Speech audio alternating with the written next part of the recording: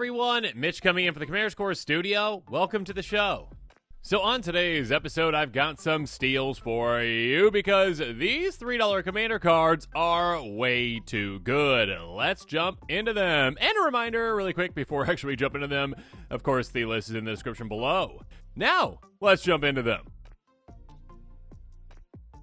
So if you are interested in any of these cards, make sure you pick them up before their prices go back up. And yeah, Pearl Medallion, well, under $3 right now, a card that historically has rarely been under $3. And this is a card that is absolutely incredible. An artifact for 2, very simple, very effective. White spells you cast cost 1 less to cast. So if you are in a, well, predominantly white deck, mono white, or maybe a 2-color deck that uses a lot of white spells essentially, oh my goodness, the amount of savings this can get you. Some, I'd say more beginner players maybe kind of don't necessarily understand like the impact of something like this versus say just a mana rock at 2 that taps for 1. Those are obviously amazing. I love mana rocks that cost 2 and tap for 1 as well, but the amount of impact this can have on a single turn is huge because if you're playing spell after spell after spell, you're saving, again, more and more and more mana. If you play 3 white spells at a turn, you just save 3 mana. Your mana rock, I mean, this, not a mana rock, but if it was a mana rock, it would basically be tapping for 3 in that turn. It's pretty crazy. Make sure you pick it up now. Speaking of cost savings, though, oh my goodness. Fist of Suns, the OG Joda, the OG Leyline, whose name is escaping me right now, but Leyline does the exact same thing. This one is the OG, and it is amazing. An artifact for 3. You may pay Wooburg rather than pay the mana cost for spells you cast. Now, again, if you're a more beginner player, like, well, why would I want to have to, make my spells cost, a very specific mana value? Well, when you're playing like a 10 mana spell and you get a massive cost savings on it, yeah, that is absolutely incredible. Basically, do you have a big mana, big spells deck? Yeah, you're going to want this. It is an absolutely amazing card. I mean, even in a Joda deck, right, the original Joda, Archmage Eternal, you're going to want it as well as a backup, potentially, for if Joda gets dealt with. There you go. That being said, in just a regular 5-color deck, if you got a lot of big spells, this can save you so much mana and do some pretty crazy things. Pick it up. And yet another, kind of gauntlet of power. It's kind of looks like the exact same thing, but I guess the opposite hand. Maybe this is the same person, but just with both their hands, essentially, right? With the Fist of Suns, gauntlet of power, the Infinity Stones, basically. Anyways, enters the battlefield, choose a color, costs 5 mana. Creatures of the chosen color get +1. Whenever a basic land is tapped for the mana of the chosen color, its controller adds initial 1 mana of that color. Here's the thing. You are going to get the most benefit out of this. You are, most likely, if not always, playing monocolor with this. And essentially, with this one again, you're going to be able to go, okay, I'm basically doubling up my mana advantage on my opponents, essentially, with this. Sure, will there be some opponents who gain advantages from this? Yes. Again, it does impact every creature on the board that is that color, and every basic land on the board that taps for that color, essentially, as well. So, essentially, again, if your opponents are being good commander players out there and playing a lot of basics, which I will say, it happens less often than you think, where players, stack their decks with non-basics. Play more basics, people. It's one of the best things in Magic, basic land. Yeah, even a 5-color deck, you want to make sure you play more basics. But again, this is for a monocolor deck. You can obviously play an absurd amount of basics, and when you do, you are doubling up the effectiveness of your lands. And there are very few ways out there to double up your mana that cost less than $3, and also to pump your team as well. Pick it up. Okay, this is more so for a specific kind of strategy, but actually it is the most popular strategy in Commander at this time, which is artifacts. This is a hilarious card. Mere Incubator, and also a game-ending card, and also a very fun card. Artifact for 6, pay 6, tap, sacrifice it, search your life for any number of artifact cards, remove them from the game, and put that many 1/1 mere artifact creature tokens into play, then shuffle your library. Here's the thing. Well, first of all, the art is just hilarious. It's just like a bunch of Mir being like, we're stuck in this box, please let us out. And essentially, with this one, you're going to be doing just that. You're just going to be doing that, essentially, where you are going to be saying, you know what? I pay the 6 mana when I need it. At a certain point, I put this out there, and I get the 6 mana ready to go, and I say, all right, is this the time? Is this the time? When you are ready to make a big, splashy play, go for it. And again, it's not, at sorcery speed, so right before your turn, most likely, you're like, okay, get rid of this. Go search my library for an absurd amount of cards. Again, if you're in an artifact strategy, you probably have a ton of artifacts. I mean, counting lands even, that can be artifacts as well. Probably 40, maybe even 50 artifacts in a deck potentially for the highest levels in some ways, maybe even more. So yeah, being able to go, okay, yeah, I get 40 creatures in play or 30 creatures in play still. You're going to be able to finish out the game in that way. When you could just pop, make a massive army essentially, and say, all right, I'm ready to go. And of course, if you had any like impact tremors things in play, perforos kind of things in play as well, or like, hey, artifacts enter the battlefield, ping opponents, or obviously any kind of anthems, you can really finish opponents off with something like this. It's a very spicy play. You got an artifacts deck, pick it up and try it out. It's so much fun. Next up, another card we rarely see underneath $3, Beast Whisper. Everyone be very quiet. Shh, I'm talking to beasts. A 2/3 elf druid for 4 mana in green. Whenever you cast a creature spell, draw a card. Very simple, very effective, and also in, well, I was going to say one relevant creature type, but druid is also somewhat relevant sometimes too, but yeah, definitely elves as well. Yeah, being able to say, you know what, anytime I cast a creature, I draw. Yeah, green gets the best things. Green always gets the best things, right? Green's like, hey, you know what, draw here, draw there, draw anywhere. By the way, also ramp, by the way, also massive creatures. It's amazing, and protection spells too. Anyways, getting massive amounts of draw from this throughout the game. If you're in a creature-based strategy, creature-heavy deck, or in one that, like, you know, maybe bounces creature back to your hand, you replay them, that kind of thing as well. You're going to get so much value out of this. And of course, obviously, again, the tribal component of too, being elves, druids, using those too. When it comes to card advantage, though, my goodness, Overlord of the Flood Pits is crazy good. A 5/3 Avatar for 5 mana in blue, but it does have Impending 4 for 1 blue, which means that if you cast it for its impending cost, it enters with 4 time counters, and it isn't a creature until the last one is removed. Beginning of your end step, remove a time counter from it. It's got flying. When it enters or attacks, you draw 2, discard 1. Enters or attacks, so again, you can get that right away, which is quite nice again on the enter. Draw 2, discard 1. That is a fantastic amount of card advantage and selection on repeat for you. Again, it is on repeat because essentially you are able to just go, oh, okay, yeah, ETB. And you're in a color, obviously, that has some blink effects, so you can use and abuse that in that way. Or, of course, on attack, and it does have flying, and it's already a good attacker, right? It's got 5 power, it's a flyer, essentially, and you can either pay 3 or 5 mana for it, basically. And being able to just go, okay, attack, get through on someone most likely, and also draw 2, discard 1. Every single combat getting that effect, getting rid of any, terrible cards in your hand, potentially not terrible, but ones that aren't useful at that time, and digging down further into your deck, also being a threat. Quite a good card. Good Enchantress decks as well. Pick it up. All right, buckle up for this next one, because it's a blast from the past, at least for me. Avatar of Woe! Yeah, I mean, just, I don't know why I said it that way, but that's what opponents are going to say when you're actually having this on the board, because they're going to be like, oh my gosh, is that Avatar of Woe? And you're like, yes. 6/5 Avatar for 8 mana, but here's the thing. If there are 10 or more creature cards total in all graveyards, that's right, all graveyards, not just your own, not your opponent's, all graveyards, it costs 6 less to cast, meaning that would cost just 2 mana. It's got Fear, which is something that they don't really use anymore, but still, like, hey, it's basically unblockable except by artifact and or black creatures, and you can tap destroy target creature and it can't be regenerated. So basically, being able to go, okay, hey, you know what? I have this pretty threatening creature on the board that can be unblockable against certain opponents that I also just use to just destroy creatures too. Oh, and by the way, this costs me 2 mana to get out. Because again, if you have this in the correct deck, again, one that either can, use a lot of maybe edict effects to maybe force, sacrificing creatures. If you just have like one singular edict effect like Innocent Blood, say, okay, everyone sacrifice a creature. That's 4 creatures. Yeah, in the graveyard. You're getting there. Just throughout the game, even, you're going to have people getting creatures in the graveyards here, there, and everywhere. A board wipe happens that usually gets you right there anyways. Any kind of milling you might have, any kind of self-milling you might have. Just, next time you're playing a game of Commander, just kind of, tally up and see, when creatures get into graveyards and, what turn maybe this threshold hits, essentially, to get to 10 or more. It doesn't take that long, depending on what kind of deck you are playing and what kind of deck your opponent's playing as well. So, yeah, a 2-mana, 6/5, near unblockable creature that can just destroy things. Have fun with that.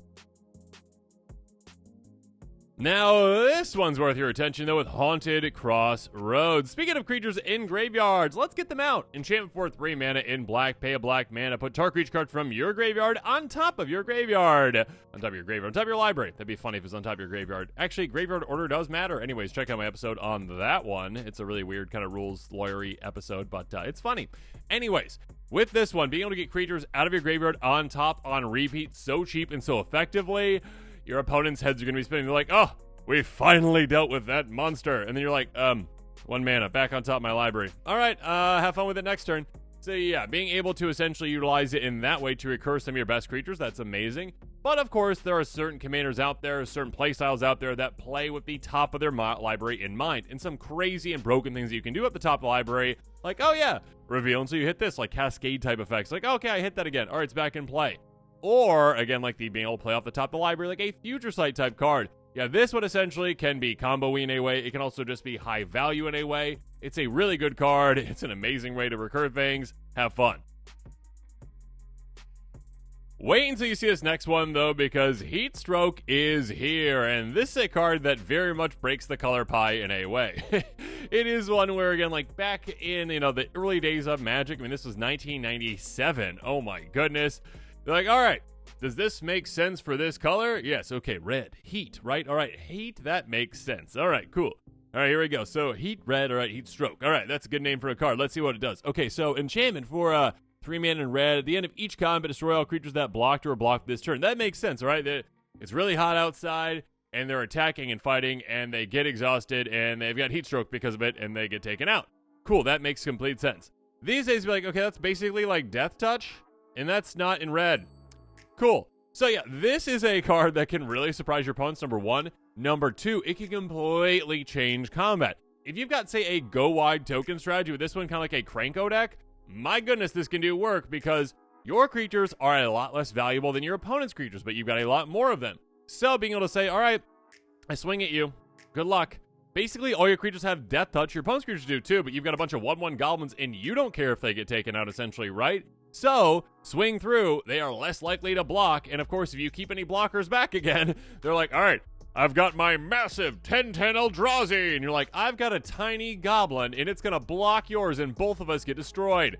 Oh no. Yeah, this is a crazy, like, basically everything has Death Touch type card, and again, there are so many strategies that can take advantage of this, and people don't realize this card really exists, so make sure you pick it up and show everyone the power of red back in the day in 1997 having Death Touch, basically.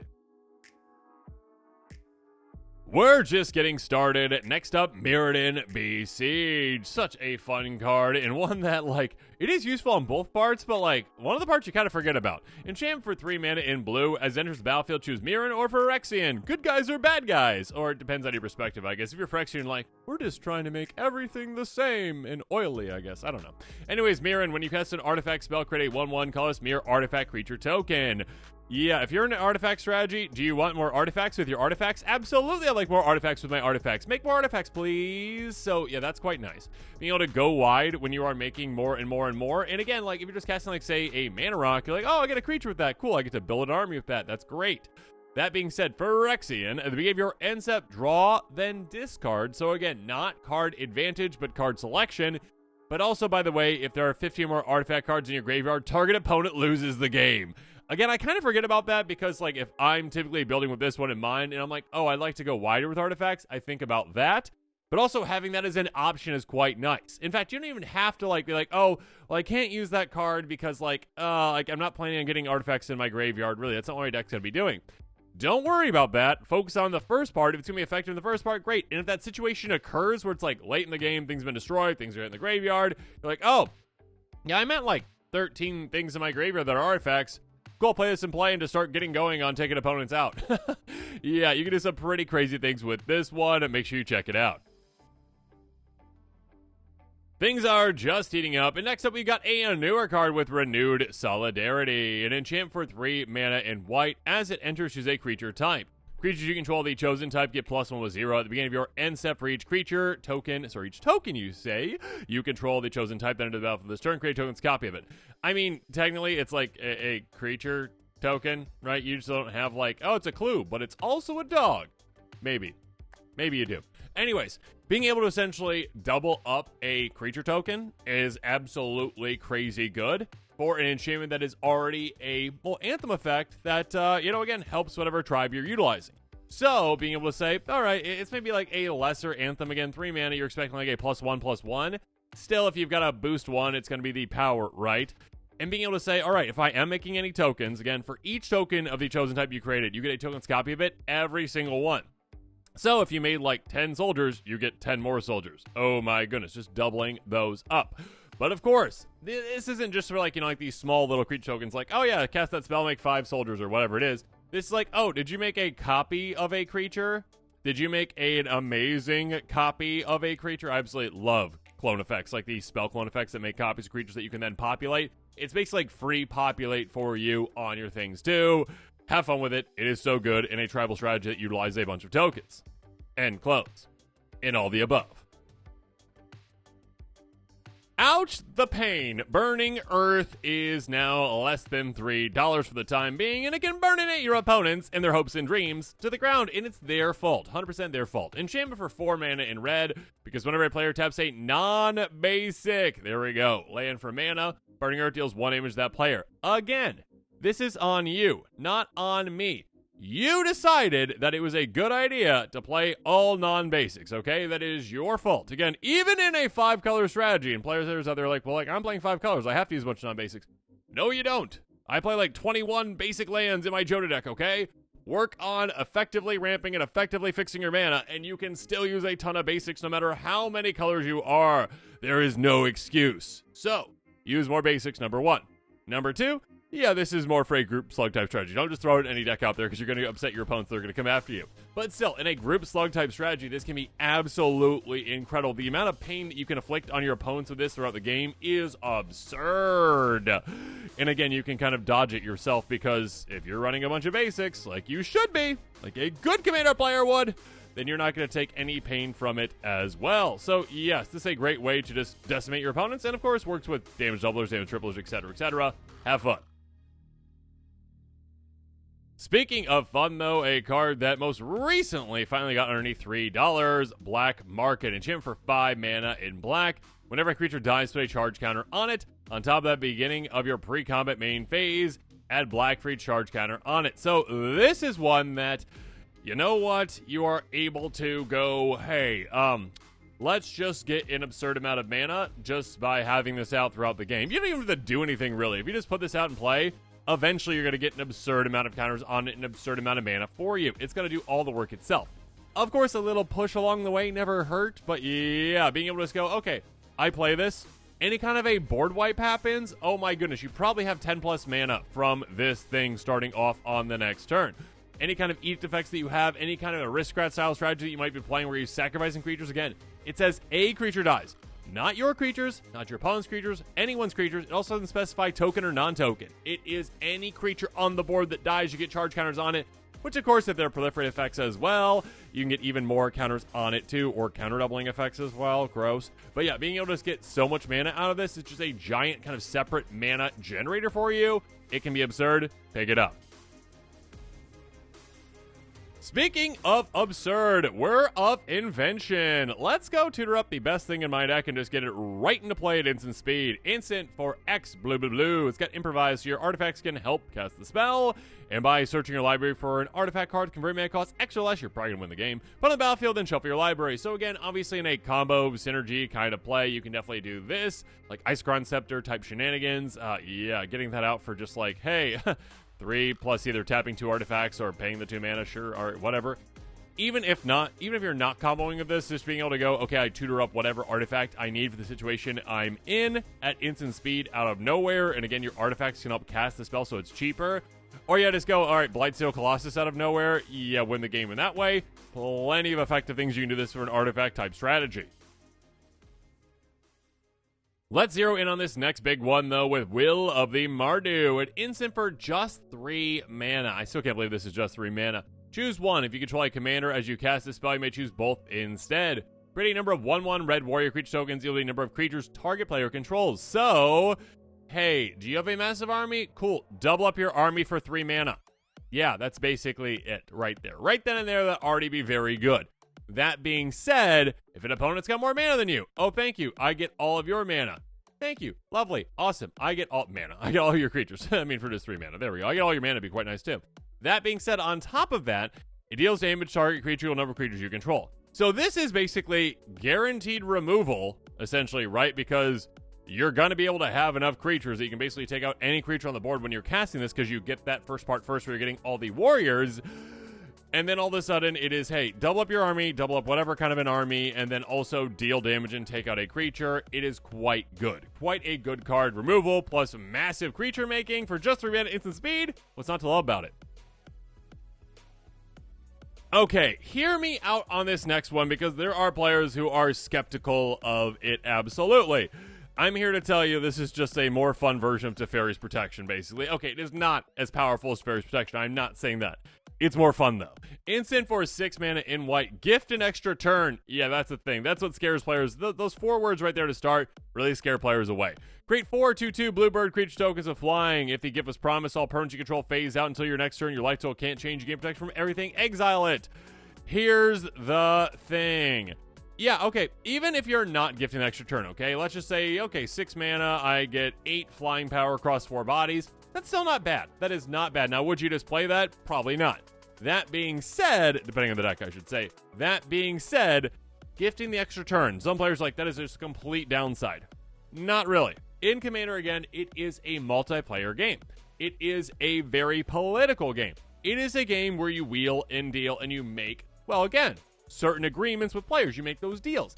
And with this, you have the best deal of all time for a player. You've got the best proposition for them. It's not like, okay, I won't attack you for a turn, or, hey, you know, I won't destroy your thing if you do that. It is, I will give you one of the best things in the game, which is an extra turn. You get an extra turn. You get a mythic proportion level kind of effect for free.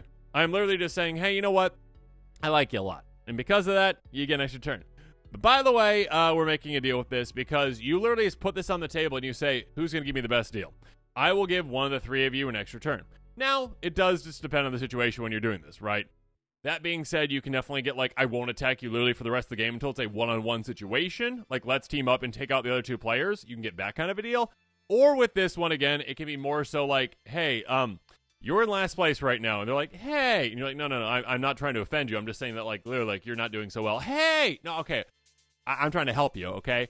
So essentially, what I'm going to do is I'm going to try to help you catch up, all right? I will help you catch up. I'll get some goodwill from you. You, again, can't attack me or do whatever you want against me, you know, for the next however many turns, all right? We make that deal. We make that deal. I'm benefited by protecting all my things. I'm benefited for, you know, making my little army of birds, essentially, too. And I also make a buddy where I say, all right, let's catch you up. Let's help take out that other player that's in a really good position right now. And I'm going to peace out just for a little bit, okay? Bye. Again, like, Teferi's Protection with politicking, check it out. Next up, though, Life's Legacy. Sorcery for 2 mana in green. Just cost cast it, sacrifice a creature, draw cards, evenly sacrifice creature's power. Very simple, very effective. Again, green gets all the good things.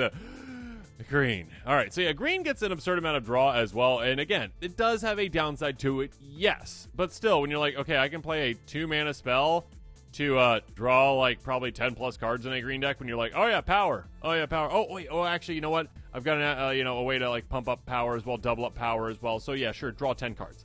Whatever it is, for just 2 mana, not many colors can do that. In fact, like no colors can basically do that. I mean, black can like, like for the losing of life, in some ways too. But like in green, you're like, yeah, oh, that giant creature over there, I got plenty of them. Don't care really. Okay, I'm just gonna sacrifice that one, draw a ton of cards, and just 2 mana. There we go.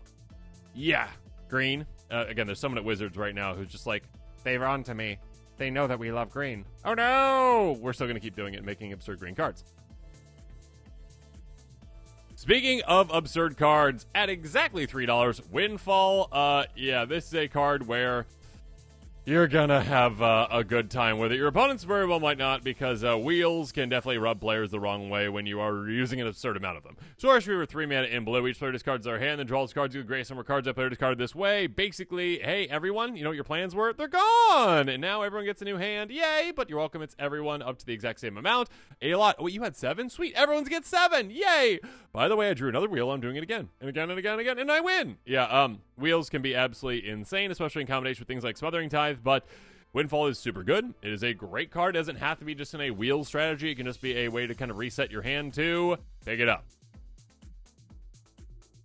Just underneath $3 at $2.99, we've got Haunting Voyage, a crazy good card in a tribal deck. Sorcery for 6 mana in black. Choose a creature type. Return up to 2 creature cards of that type from your graveyard to the battlefield. If it was foretold, though, return all creature cards of that type from your graveyard to the battlefield instead. Foretell it for 7 mana. Now, this is one where, again, you can get, a good amount of value out of it just by casting it. You go, okay, 6 mana, I am getting out 2 creatures for 6. That's not bad at all. Really, again, reanimation effects are typically like 4, kind of like for the Zombify, essentially. So again, any tribal deck, you're like, okay, I get my 2 best creatures, great. That being said, you plan a little ahead, you foretell it, you're like, oh, by the way, I get all of them back. Mass reanimation, one-sided mass reanimation for your tribal deck. Take over the game then and there. Wait until you see this next one, though, because Season of Weaving is here. Sorcery for 6 mana in blue. Choose up to 5 paw worth of modes. I really should look up if it's like paw or claw or whatever. I don't know. It's just like, I don't know. It's kind of a weird one, but kind of fun. Paw worth of modes. You may choose the same mode more than once. Paw, draw a card. Paw. Choose an artifact your creature you control, create a token's copy, or paw. Return each non-land, non-token permanent to its owner's hand. You really have to. It is a rule, actually, in Magic when you're at the store. Playing your LGS and you're playing with these cards, you have to just go, paw, I am playing that card for that. No, don't do that, please. Anyways, being able to just get, 5 cards for 6 mana, that's not bad right then and there. That's pretty good, actually, I would say. That being said, the flexibility of being able to copy artifacts or creatures you control, again, up to 2 of them, basically, and still drawing a card, crazy good. I love clone effects. I already talked about that earlier, but I love clone effects, especially ones that are flexible like this. Or, again, going, okay, you know what? I don't really like non-land, non-token permanents in play right now, so let's get rid of those. Of course, obviously, you're making a token potential with that too, so you're like, okay, I'll make the best thing on the board, and then I'll also just bounce everything else. That can be quite good too. It is so flexible, so good. Pick it up. And finally, Temporal Trespass is less than $3. There are very few extra turn spells less than $3, and this is a great one. One that can actually cost, any minimum amount, essentially, that you will ever pay for extra turn spells. Sorcery for 11 mana. I mean, not right then there. It won't cost the least amount. But it does have Delve. So, again, you can exile cards out of your graveyard and cost 1 less for each one of those. Take an extra turn for this one. Exile it. Again, being able to play an extra turn spell for just 3 mana is insane. Obviously, it's also super good in, like, a Yuriko-type deck. Decks that are like, oh, okay, yeah. Based on the mana value of a card, I get an advantage. I get to drain opponents. I get this, I get that, whatever it is, or just cast big spells, that kind of thing. Yeah, you can still get a lot of value out of it in there. But again, extra turns decks that have, a lot of cards in their graveyard typically, pick it up. And with that, this episode is coming to a close. As always, comment below with your thoughts on it. And of course, as always, thanks again and have a good one.